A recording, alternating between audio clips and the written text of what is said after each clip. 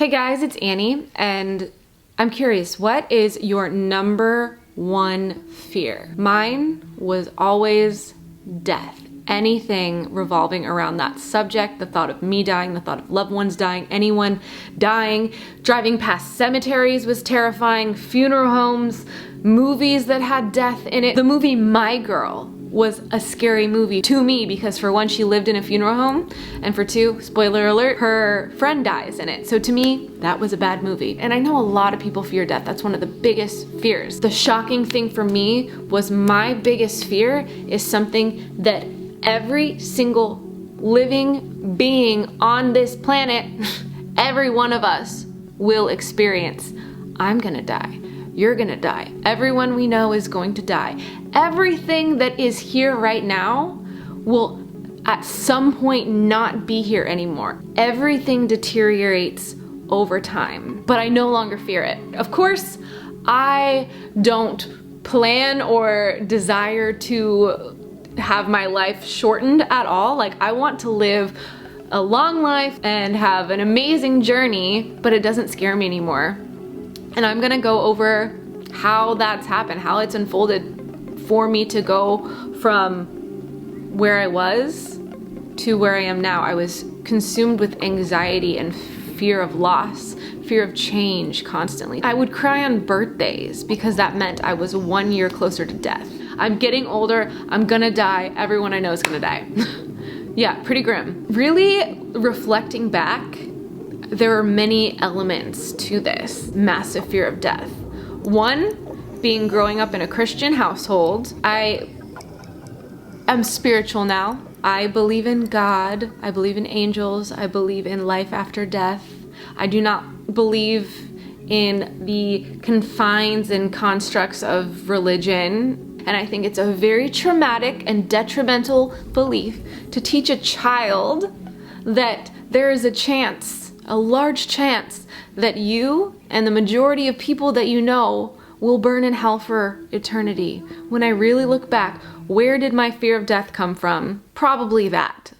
If you're not good enough, you're going to burn and suffer in hell for eternity based off of probably having a lot of traumas on this earth that you never healed, so you couldn't live up to this perfection or this, not even perfection, but if you didn't know about this religious belief, then sorry. So, like, how traumatizing is that? And also there's this verse that says something along the lines of those who will make it into heaven is like, I'm not gonna get these words right, but something about like the eye of the needle. It's so small, only like the eye of a needle. That's how many people will get through compared to everyone else in existence. So yes, I am criticizing that right now.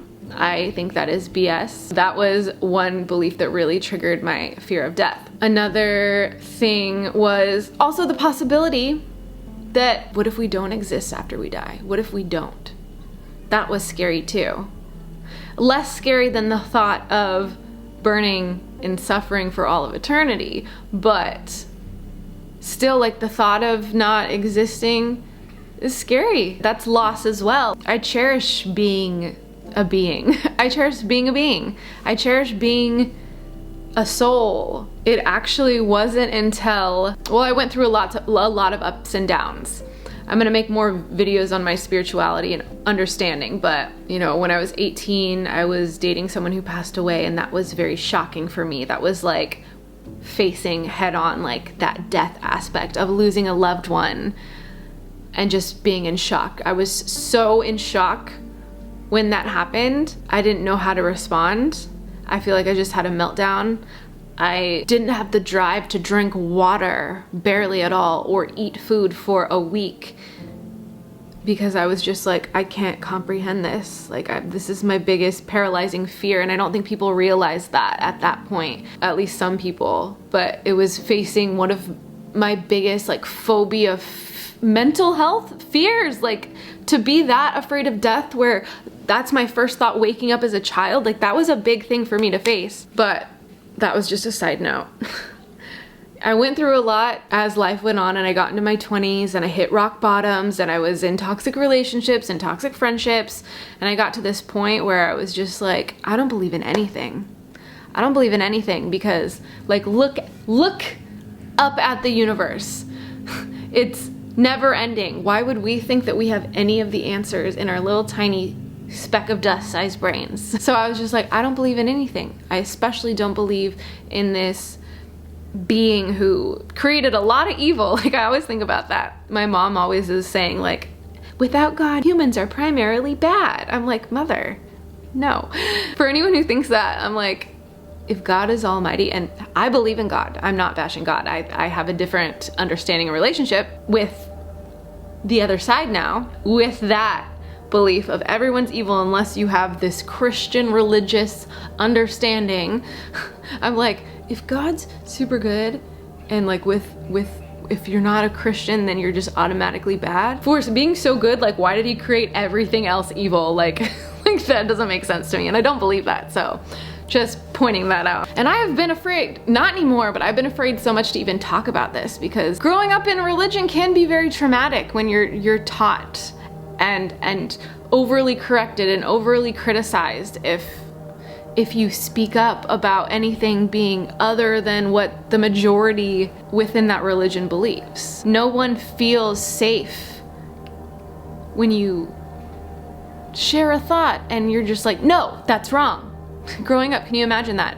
Anytime you have your own ideas or like question, no, that's wrong. No, that's wrong. That's not what the Bible says. No, that's wrong. Clearly, a big part of my fear of death was linked to religion and it being traumatic to a child.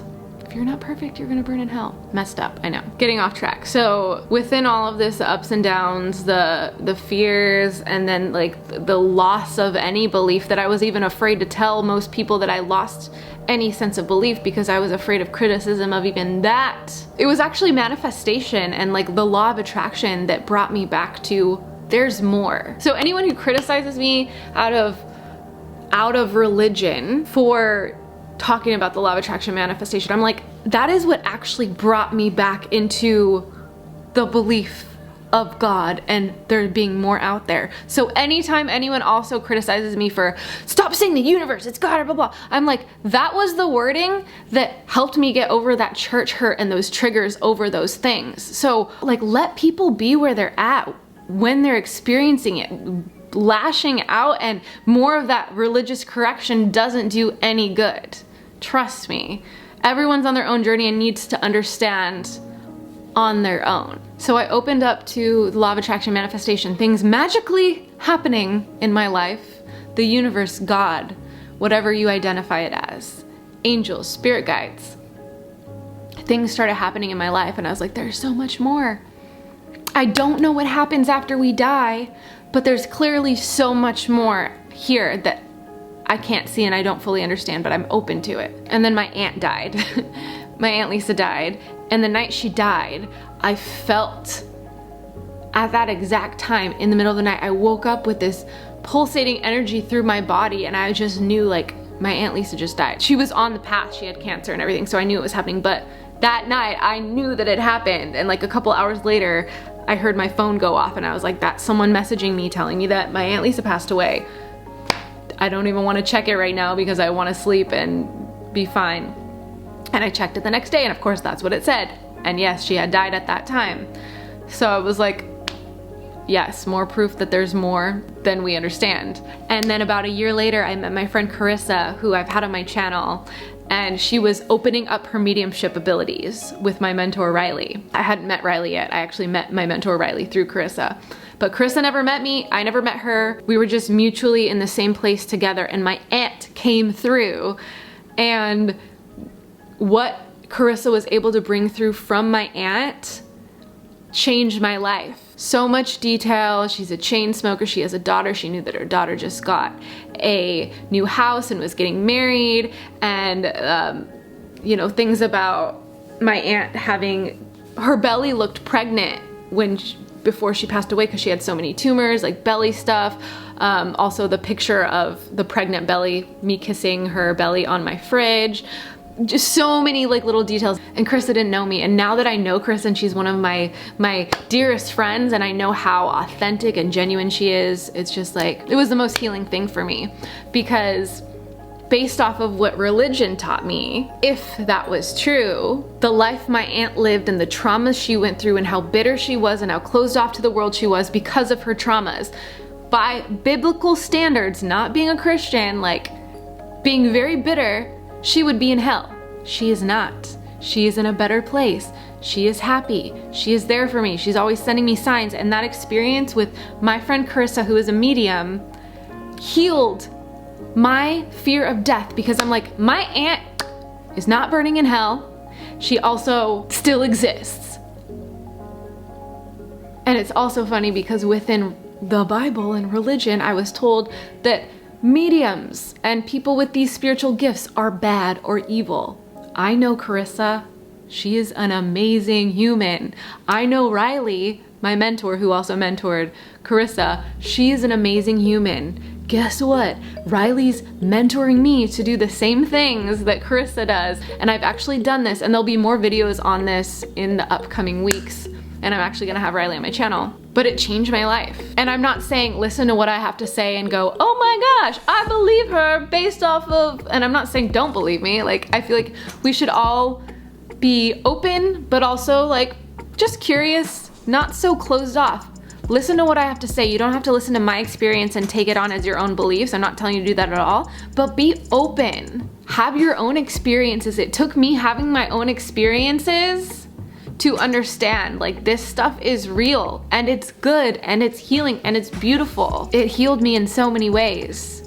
And that is actually what opened me up more to be like, okay, the other side, there's God. Even Riley, my mentor, she's like, believes in Jesus and all of that, but she's just letting go of the fear-based religious aspects and just creating her experience and her relationship in her own way. So it's been very, very, very healing for me to just know that we still exist on the other side. And I even, I started taking this course with this girl named Monica, the medium. Here's a side note. So my whole life I had people telling me like, you have these intuitive psychic mediumship abilities within you, get a mentor. They were healers, mediums, psychics. Never once did I go to one, but just within passing, crossing paths with people, I was always told like, you can do this. And I was like, what? I don't know about that. That sounds scary, might be bad. I was taught that it was bad, but I'm also kind of intrigued, but I don't know about that. If this is something that interests you, I definitely recommend checking out Monica's show. Monica the Medium, you can watch it on this app. I think it's called Freeform, not sponsored in any way, shape, or form. You can get the app on a TV or on a phone, and her show is called Monica the Medium. So good, so healing, seeing what she does. And now I'm like in her little program, and we had a live call, and I'm gonna put a little clip from what she said in the live call, because she was basically validating like, yes, you have this. So here's that clip. Super excited, and I can't wait to see where you end up, Annie, by the end of this course. Thank you. Sweet. I have a feeling you are gonna be, I always, and if I don't get this feeling around some of you guys, don't think that that means that you're not capable, but sometimes I'll just get that sign from spirit with certain students that immediately just, I already know you're gonna be one of those that, yeah, it's gonna be real strong for you. So by the end of this, you might be giving me a reading, and I can't wait. Love it. All right, Annie, I'm gonna put you back on mute. I was definitely fangirling because I just had watched both seasons of her show and then read her book, and I think she's amazing. So to have her, who's someone who's so freaking tapped in, say that to me, I was like, oh my gosh, I'm so excited. But it's been so exciting and also so scary, because for so many months I've been like, everyone I know is gonna shun me, my family's gonna shun me or think that I'm weird or bad, or my family who's super atheist are gonna think that I'm just stupid and like being ridiculous. I had so much fear about talking about all of this, but it's like, everyone calm down. Everyone freaking calm down and understand that none of us have it right 100%, but I can bet you that anyone who's operating out of fear and anger and like projecting like, you're wrong, this is bad, that's not right. That is not where the correct energy is. Another thing that's helped me get over this fear of death is realizing and really remembering this isn't the main show. This experience on earth is a blip of our existence. This isn't the main show. This is more of the weird place to be, if anything. I think that's even in manifestation, letting go. Letting go of taking this game so seriously, but making the most out of it and enjoying it while you're here. And knowing that your loved ones are still there, like they still are energetically around you and experiencing all that is happening in your life. I get signs from my loved ones all the time.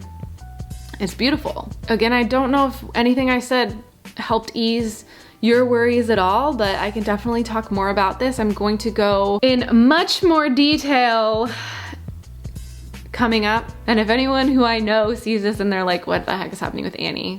Annie's just unfiltering herself. She has been shut down, not expressing things for so long. So all I can say from me to you and for anyone in your life, allow people to have their experiences and express what's happening, because I've dealt with so many times being shut down, not feeling safe to talk about my own experience, that it's probably a huge part of why I experience so much crippling anxiety for so much of my life. All right, I'm gonna stop talking though. I hope you enjoyed this video. Let me know your thoughts. Unfiltered Annie is here.